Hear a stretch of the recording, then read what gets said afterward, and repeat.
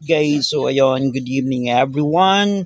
Ayun, kakarating lang ng di pala kakarating, kahapon pala dumating to.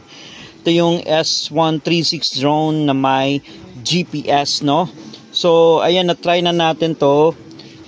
Napaka-stable ng flight niya, which is budget meal. Ito yung pinaka budget meal or pinakamurang drone na sa market ngayon, no? Which is na may mga mura pa naman ito, yun nga lang ang iba walang GPS. So kung papalipalin mo siya, ang hirap kontrolin. Pero pag ito pinalipad mo, lalo pat doon ka sa open area, ayun, napakaganda, napaka-stable.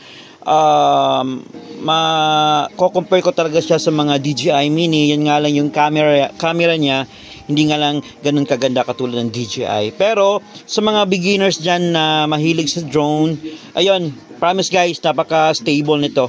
So this is a 136 drone. Ito yung pinaka-budget meal. Yan, open lang natin, pakita natin. Alright. So ayan, ito yung hindi siya masyadong mabigat, saktong-sakto lang. Tapos yung motor nito guys, brushless na rin siya, no? So kaya malakas. So ayun, ito yung pangalan niya, S136 drone.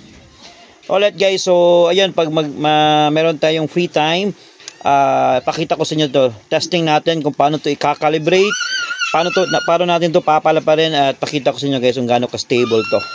Alright, so may enjoy ka talaga dito. And flight time nito is about 25 minutes.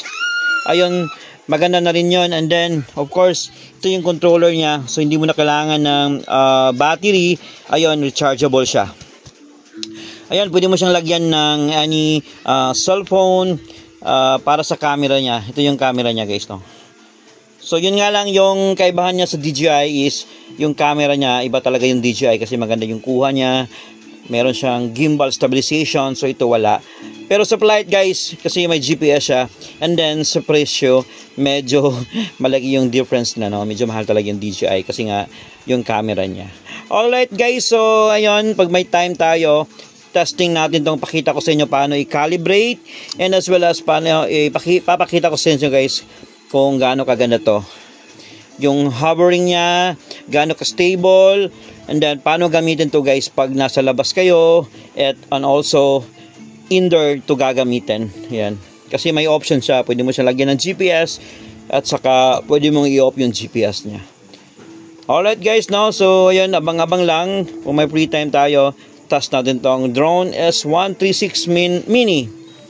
Napakaganda guys, napaka-stable. Alright, yun lang, and God bless.